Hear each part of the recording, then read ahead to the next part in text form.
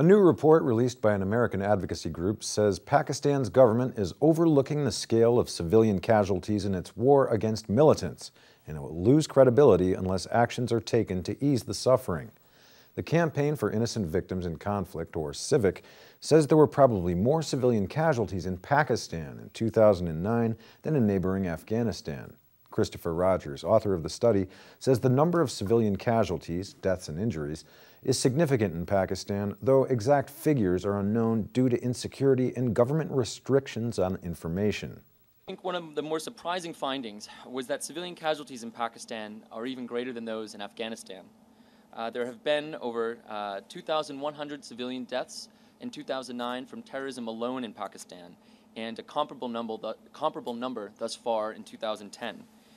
In Afghanistan, there are about the same number of civilians killed, but from all forms of conflict-related violence, including NATO airstrikes, artillery, crossfire between militants and ISAF armed forces. The study was based on interviews over the past year with policymakers, NGO officials, and over 160 Pakistani civilians who suffered direct losses from the conflict in the Northwest.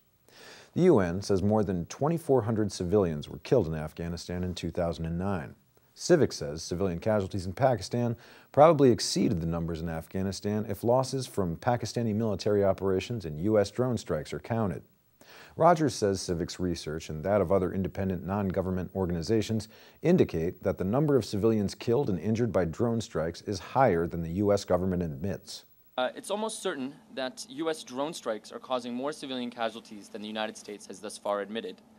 The U.S. has claimed that there have been only 10 non-combatants killed this year, and from January 2009 to March 2010, it publicized a figure of only 20 civilians killed.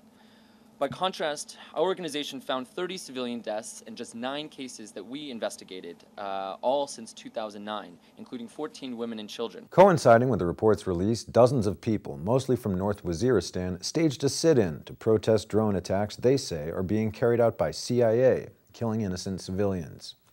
Mohammed Fahim, an 18-year-old student in North Waziristan who lost his left eye in a drone attack in January 2009, had come from his village to protest against the drone attacks. 7 people, including his cousins, were killed when a missile fired from a drone struck them. 3-4 drones were flying overhead, but we did not expect them to attack because we are not terrorists. Why should they attack us? But suddenly, while we were having tea and chatting, the drones attacked us. 17-year-old Sadullah Khan was having tea after breaking his fast in the Muslim holy month of Ramadan in October last year when a missile hit his house. Sadullah lost both his legs and an eye in the attack. 1 man was injured, my legs were cut off, and 3 people were martyred.